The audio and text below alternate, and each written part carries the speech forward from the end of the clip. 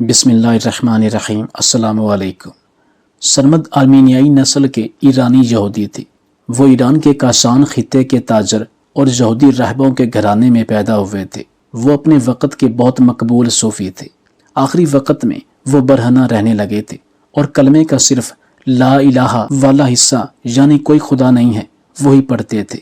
جب کفر سے تو مائل اسلام ہوا، اللہ اور نبی میں برائی کیا تھی، کیوں پھر آ کے مرید لکشمن و رام ہوا۔ سن 1612 میں سندھ کا شہر ٹھٹھا ایک اہم کاروباری مرکز ہوا کرتا تھا۔ اس زمانے میں ایرانی سیاح سندھ سے ہو کر ہی ہندوستان آیا کرتے تھے۔ سندھ کے شہروں میں ٹھٹھا کو مرکزی حیثیت حاصل تھی، جہاں کے بازار بیوپاریوں سے بھرے رہتے۔ مختلف ممالک سے آئے تاجروں کا اگر سارا مال بک جاتا تو وہیں سے واپسی ہو جاتی، اور اگر ساتھ لایا ہوا مال بچ جاتا تو پھر وہ ہندوستان کی راہ کرتے۔ اسی سال ایران کے شہر کاشان کا ایک خوشحال تاجر بھی اس شہر میں آن پہنچا تھا، جو علم و دانش رکھنے والا زیرک کاروباری شخص تھا۔ روسی محقق ناتالیا پریگرینا نے اپنے مقالے ایک صوفی کی حیات اور موت میں لکھا ہے کہ علم کے حصول کے بعد سرمد قیمتی اشیاء لے کر تجارت کی غرض سے سمندر کے راستے سندھ میں مغلیہ سلطنت کی بندرگاہ ٹھٹھا پہنچے۔ وہاں ان کی ابے چند نام کے ایک لڑکے سے گہری دوستی ہو گئی۔ یہ لڑکا غیر معمولی طور پر حسین و جمیل تھا اور روحانیت کی طرف مائل بھی تھا۔ نوعمر ابے چند کے والدین اس صورتحال سے گھبرا گئے اور انہوں نے اپنے بیٹے کو کہیں چھپا دیا، لیکن سرمد اسے اپنے ساتھ لے جانے کے لیے باضد رہا۔ بالآخر ابے کے والدین نے اسے سرمد کے ساتھ جانے کی اجازت دے دی۔ سرمد نے اسے اپنا شاگرد بنا لیا۔ ابے چند خود صوفی تصورات سے متاثر تھا۔ اس نے سرمد سے عبرانی زبان، تورات اور یہود مذہب کے بارے میں سارا علم حاصل کیا۔ اس نے تورات کے فارسی ترجمے میں سرمد کی مدد بھی کی۔ ابے چند سرمد کی آخری سانس تک ان کے ساتھ رہا۔ ابے چند خوش روح اور خوش گلو بھی تھا۔ وہ جب کلام پڑھتا تو شاعر بے خود ہو جاتے۔ انسان کا دل جب تک چوٹ نہ کھائے دنیا کی لذتوں کو نہیں چھوڑتا، اور یہ چوٹ صرف عشق ہی کے ہاتھوں لگ سکتی ہے۔ مولانا ابو الکلام آزاد تحریر کرتے ہیں کہ عشق کی شورش انگیزیاں ہر جگہ یکساں ہیں۔ ہر عاشق وہ کیس نہ ہو مگر مجنوں ضرور ہوتا ہے، اور جب عشق آتا ہے تو عقل و حواس کو کہتا ہے کہ میرے لیے جگہیں خالی کر دو۔ سرمد پر بھی یہی کیفیت طاری ہوئی اور جذب و جنون اس طرح چھایا کہ ہوش و حواس کے ساتھ تمام مال و متاع تجارت بھی غارت کر دیا۔ دنیاوی تعلقات میں جسم پوشی کی بیڑی باقی رہ گئی تھی۔ بالآخر اس بوجھ سے بھی پاؤں ہلکا ہو گیا۔ ٹھٹھا کی گلیاں سرمد کے لیے وہ مقام ٹھہری جہاں کایا پلٹ ہوتی ہے۔ کچھ روایتوں میں ہے کہ سرمد نے اسلام یہیں قبول کیا اور سعید کا نام بھی یہیں ملا۔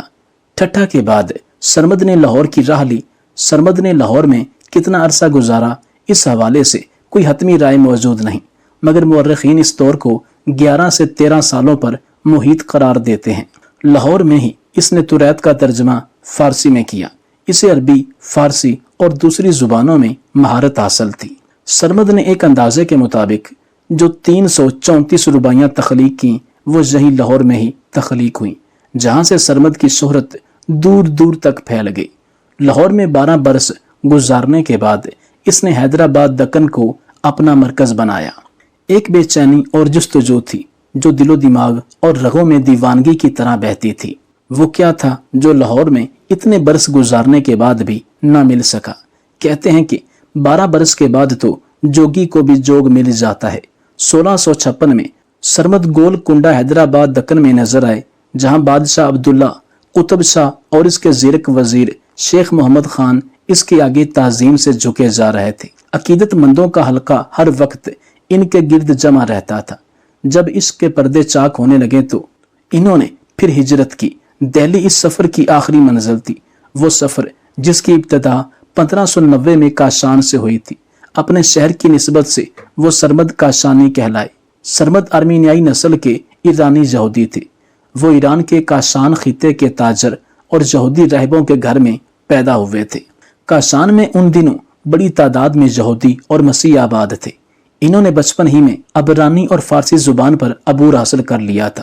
نوجوانی میں انہوں نے تورات اور انجیل کا گہرا مطالعہ کیا۔ علم کی جستجو میں وہ اس وقت کے سرکردہ اسلامی اسکالروں ملا صدر الدین محمد شیرازی اور میر فن ریسکی کے صحبت میں آئے۔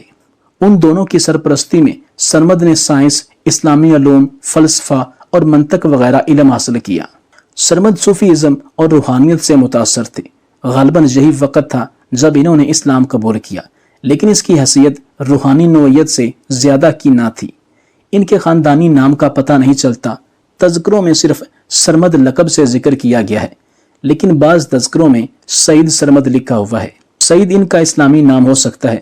ربستان مذاہب کے مصنف نے انہیں اپنی کتاب میں محمد سعید سرمد کے طور پر متعارف کرایا ہے۔ وہ یہودی مذہب اور صوفیانہ روحانیت کا امتزاج تھے۔ وہ آج کی تشریح میں کسی ایک مخصوص مذہب کے خانے میں شاید فٹ نہیں بیٹھتی۔ اصلی کتابوں میں ان کا ذکر اکثر یہودی تاجر سرمد یہودی صوفی اور یہودی بحریہ کے نام سے کیا گیا ہے۔ سرمد کا ثانی مغل بادشاہ شاہ جہاں کے آخری عہد میں دلی آئے تھے۔ انہوں نے جامعہ مسجد کے مشرقی دروازے کی سیڑھیوں کے پاس اپنا مسکن بنایا تھا۔ وہ اپنے وقت کے بہت مقبول صوفی تھے۔ آخری وقت میں وہ برہنہ رہنے لگے تھے اور کلمے کا صرف لا الہ والا حصہ یعنی کوئی خدا نہیں ہے وہی پڑھتے تھے۔ انہیں مغلیہ سلطنت کی تخت نشینی کی جنگ میں دارا شکو کی حمایت کی پاداش میں قتل کیا گیا، یا ان کے صوفیانہ تصورات بادشاہ وقت کو پسند نہیں آئے۔ ان دونوں میں سے کچھ بھی ہو سکتا ہے۔ یہ بھی ممکن ہے کہ یہ تمام وجوہات ہی ان کے قتل کا سبب بنی ہوں۔ سرمد کی زندگی کے بارے میں اصلی کتابوں میں بہت کم تذکرہ ملتا ہے۔ سرمد فارسی کے اچھے شاعر تھے۔ ان کی رباعیات کا مجموعہ بھی موجود ہے۔ مورخ عرفان حبیب کا کہنا ہے کہ سرمد کی شاعری بہت معیاری تھی اور وہ بڑی دلیرانہ شاعری کرتے تھے، جو بہت ممکن ہے اورنگزیب کو پسند نہ آئی ہو۔ سرمد کا ذکر تذکرہ شعرائے پنجاب میں سرمد لاہوری کے نام سے ملتا ہے۔ ان کے یہ صوفیانہ اشعار بہت مشہور ہوئے تھے۔ سرمد بجا بسے لکھو نام شدید، از مذہب کفر سوئے اسلام شدید، آخر چہ خطا دی از اللہ رسول، برگشت مرید لکشمن و رام شدی۔ اس کا ترجمہ کچھ یوں بنتا ہے کہ سرمد تیرا دنیا میں بڑا نام ہے، جب کفر سے تو مائل اسلام ہوا، اللہ و نبی میں برائی کیا تھی، کیوں پھر را کے مرید لکشمن و رام ہوا۔ مولانا ابو الکلام آزاد نے سن 1910 میں حیات سرمد کے عنوان سے ایک طویل مضمون لکھا، جو بعد میں ایک کتابچے کی صورت میں شائع بھی ہوا، جس میں انہوں نے سرمد کے بارے میں لکھا ہے کہ میں نے عہد عالمگیری کی تاریخوں کو دیکھا کہ شاید اس میں سرمد کے متعلق کچھ معلومات یا واقعات لکھے گئے ہوں، لیکن معلوم ہوتا ہے سیاسی عاقبت اندیشوں نے قلم کو روک لیا تھا۔ حالات کا ملنا تو ایک طرف، معلوم ہوتا ہے کہ پوری مستعدی کے ساتھ تاریخ کے صفوں سے ان کے ذکر کو مٹایا گیا ہے۔ پروفیسر عرفان حبیب کا کہنا ہے کہ سرمد کی زندگی اور ان کے بارے میں سب سے مفصل ذکر دبرستان مذاہب میں ملتا ہے، جو سن 1655 میں لکھی تھی۔ اس کے مصنف سے سرمد کی ملاقات حیدرآباد میں ہوئی تھی۔ سرمد نے اس کتاب کے لیے مذہب یہود کے بارے میں ایک مفصل باب بھی لکھا تھا۔ کتاب سرمد شہید میں سید محمد احمد سرمدی نے لکھا ہے، چونکہ وہ قطعی طور پر برہنہ رہتے تھے اور با کمال بزرگ تھے، اس لیے اور بھی زیادہ لوگوں کی توجہ آپ کی جانب رہتی۔ ان کی شہرت ولی عہد دارا شکو تک پہنچ گئی تھی۔ دارا شکو چونکہ با مسلمان اللہ با برحمن رام رام کی مصداق ہر مذہب و ملت کے بزرگوں سے یکساں عقیدت اور احترام کے ساتھ ملتا تھا۔ اس کے اپنے دربار میں ہندو یوگی بھی رہتے تھے اور مسلمان صوفی بھی۔ وہ جوگیوں اور سنیاسیوں کو عارف باللہ سمجھتا تھا، صبح اٹھ کر سورج کو پانی چڑھاتا تھا۔ یہ باتیں ایسی تھی جن سے اورنگزیب جیسا کٹر سنی عقیدہ رکھنے والا سخت متنفر تھا، کیونکہ اورنگزیب کو دارا شکو کی مذہبی روش پسند نہ تھی۔ اس لیے سرمد بھی اس کی زد میں آ گیا۔ ایک اطالوی تاریخ دان نے دارا شکو کے بارے میں تحریر کیا ہے کہ اس کا اپنا کوئی مذہب نہ تھا۔ اگر وہ مسلمانوں کے ساتھ ہے تو وہ تعلیمی محمدی کی ستائش کرے گا، اگر وہ یہودیوں کے ساتھ ہے تو یہودی مذہب کی بات کرے گا، اور اگر وہ ہندوؤں کے درمیان ہے تو وہ ہندو مذہب کی بات کرے گا۔ اسی لیے اورنگزیب نے اسے کافر قرار دیا۔ وہ مسیح فرقے جیسویٹ کے پادریوں سے بات کر کے بہت خوش ہوتا اور اکثر وہ ان کی مسلمانوں یا سرمد سے بحث کراتا۔ سرمد شہزادے کی موجودگی میں اپنی کمر کو کپڑے سے ڈھک لیتے تھے۔ دارا شکو صوفی، منش اور آزاد خیال انسان تھے۔ وہ شہزادے سے زیادہ ایک عالم تھے۔ صوفی خیالات اور مسالک کے لحاظ سے وہ قادری سلسلے سے بیعت تھے۔ قادری سلسلے نے ہندوستان میں ہندو مسلم اشتراک پر زور دیا۔ ملا شاہ قادر، جن سے دارا شکوہ بیعت تھا کہ آزادانہ خیالات کی بنا پر علماء نے ان کے قتل کا فتویٰ دے دیا تھا، لیکن دارا شکوہ کی وجہ سے وہ بچ گئے۔ دارا شکوہ کو سرمد کاشانی سے بھی بڑا لگاؤ تھا، کیونکہ وہ بھی مذہبی تفرقات سے بلند ہو کر سوچتا تھا۔ اس زمانے میں وحدت الوجود کے خیالات تقویت پا چکے تھے اور دونوں طرف سے لوگ مشترکہ مذہبی بنیادوں کی تلاش میں تھے۔ دارا شکوہ، ملا شاہ قادر اور دبرستان مذاہب کے مصنف محسن فانی وہ آزاد خیال علماء تھے جنہوں نے برِ صغیر میں مذہبی آزاد خیالی اور رواداری کی تحریک کو بلندی تک پہنچایا۔ ثروت کی شاعری میں اس کے حقیقی کا ذکر ہوتا ہے۔ انہوں نے کسی نئے صوفی سلسلے یا تصور کی بنیاد نہیں رکھی، لیکن انہوں نے انڈیا کے روحانی تصورات اور ارتقاء میں یقیناً ایک اہم کردار ادا کیا۔ جب اورنگزیب نے بادشاہ شاہ جہاں کو قید کر دیا اور دہلی کے تخت کے لیے ولی عہد دارا شکوہ اور اورنگزیب میں جنگ چھڑ گئی تو بتایا جاتا ہے کہ سرمد نے دارا شکوہ کی فتح کی پیش گوئی کی تھی، جو غلط ثابت ہوئی۔ پھر اورنگزیب کے بادشاہ بننے کے بعد شہزادہ داراشکوہ پر کفر کا الزام لگا کر اس کا سر قلم کر دیا گیا۔ بعض کتابوں میں دارا شکوہ سے منسوب ایک خط کا ذکر ملتا ہے جو اس نے سرمد کو لکھا تھا۔ خط کا مضمون کچھ اس طرح تھا: پیر و مرشد، ہر روز میں آپ کی زیارت کا قصد کرتا ہوں، لیکن پورا نہیں ہوتا۔ اگر میں واقعی میں ہوں تو میرا شدید ارادہ یا مقصد کیوں پورا نہیں ہوتا؟ اور اگر میں کچھ بھی نہیں تو میرا قصور ہی کیا ہے؟ قتل حسین اگر رضائے الہی ہے تو یزید قصوروار کیوں ٹھہرا؟ اور اگر خدا کا حکم نہ تھا تو اس کے کیا معنی ہے کہ خدا جو چاہتا ہے کرتا ہے؟ پیغمبر اسلام کفار کے خلاف لشکر کشی کرتے تھے، لیکن بعض مواقع پر اسلام کی فوج کو شکست کا سامنا کرنا پڑتا تھا۔